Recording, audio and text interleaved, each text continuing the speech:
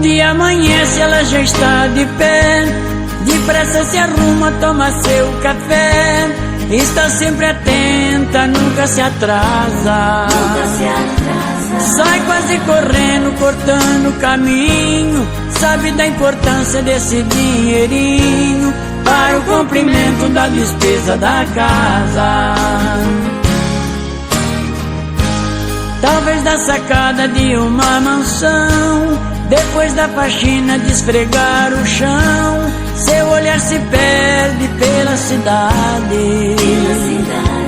Ela não reclama do trabalho duro, mas deseja pros filhos o melhor futuro. Que todos tenham sorte e felicidade.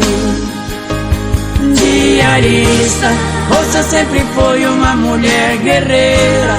A sua rotina não é brincadeira, seu valor dispensa qualquer comentário. Diarista, a sua missão é barra pesada, todo dia enfrenta condução lotada, quando vai em busca do seu rico salário.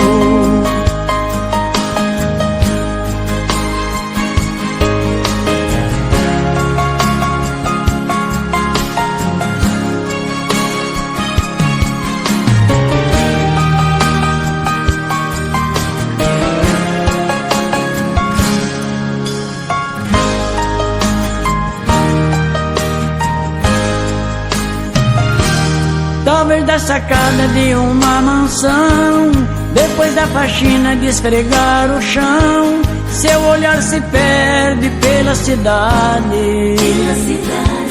Ela não reclama do trabalho duro, mas deseja pros filhos o melhor futuro. Que todos tenham sorte e felicidade.